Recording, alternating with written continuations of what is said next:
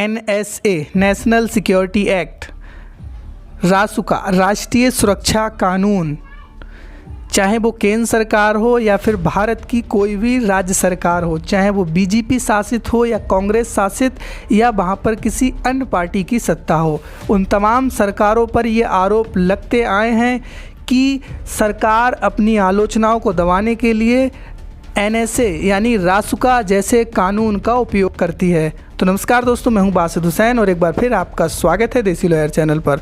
दोस्तों आज हम बात करेंगे NSA की कि NSA क्या है और सरकार इसका उपयोग किस तरीके से अपनी आलोचनाओं को दबाने के लिए करती है। तमाम ऐसे सरकार के आलोचक हैं जिन पे NSA लगा है और उनको कई महीने तक जेल में बिताने पड़े हैं।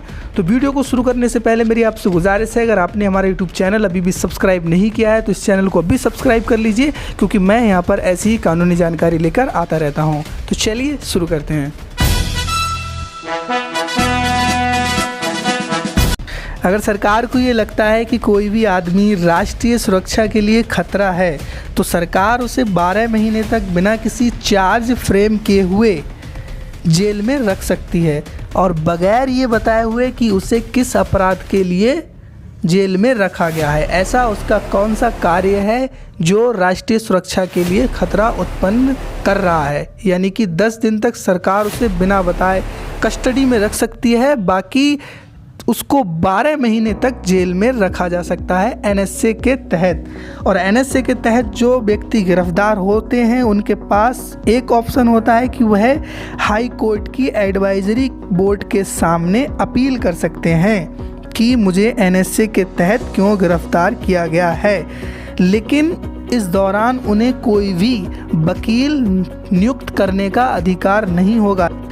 इस एक्ट का उपयोग कौन कौन कर सकता है? केंद्र सरकार, राज्य सरकार के अधीन जिलाधिकारी, पुलिस आयुक्त और तमाम जिनको राज्य सरकार NSA के तहत ये छूट प्रदान कर दे, यानी कि जिनको सरकार ये छूट प्रदान कर दे कि आप भी NSA के तहत किसी को गिरफ्तार कर सकते हैं, चाहे वो पुलिस आयुक्त हो या जिलाधिकारी हो या कोई भी पुलिस अधिकारी हो, वह अपने अपने सीमित दायरे में इस एक्ट का उपयोग कर सकते हैं। तो बाकी के कानूनों से किस तरीके से NSA अलग है, ज़रा इसको थोड़ा सा समझते हैं। भारतीय संविधान के अनुच्छेद 22(1) के अनुसार अगर कोई आपराधिक मामले में गिरफ्तार होता है तो उसको ये अधिकार होता है कि वह अपनी पसंद का अधिवक्ता नियुक्त कर सकता है अपने मामले की सुनवाई के लिए।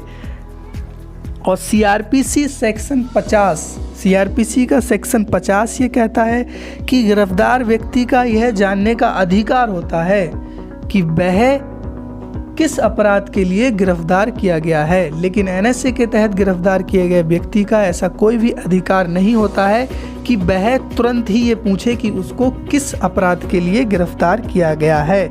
और CRPC सेक्शन 50 यह भी कहती है जो गिरफ्तार करने वाला अधिकारी है उसको यह भी बताना होगा कि जिस अपराध के लिए गिरफ्तार किया गया है उस अपराध में जमानत के प्रावधान कौन कौन से हैं। CRPC सेक्शन ये कहती है कि उसको जमानत के प्रावधान भी बताने होंगे, लेकिन NSA के तहत आपका ये अधिकार भी नहीं रहता है।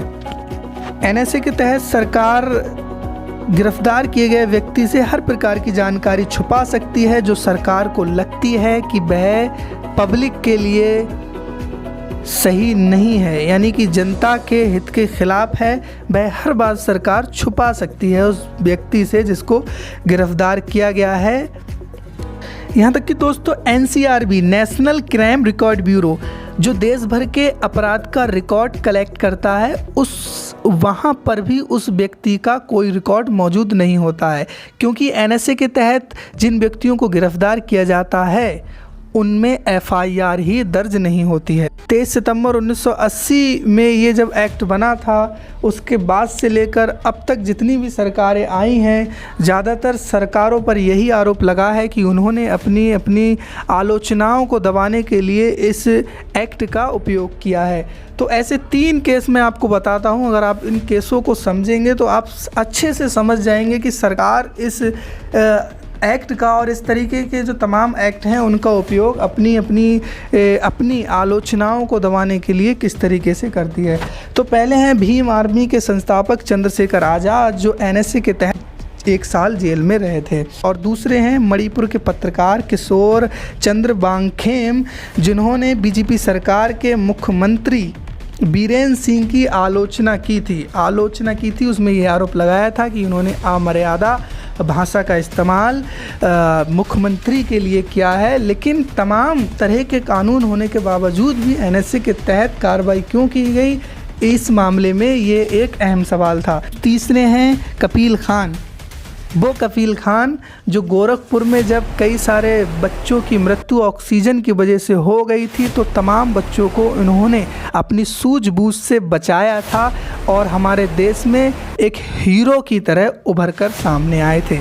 आज भी NSA के तहत वह उत्तर प्रदेश सरकार की कस्टडी में है। अगर आप इन तीनों केसों को देखेंगे तो आप अच्छे से ये समझ जाएंगे कि NSA जैसे कानूनों का उपयोग सरकार अपनी आलोचना दबाने के लिए किस हद तक जाकर करती है।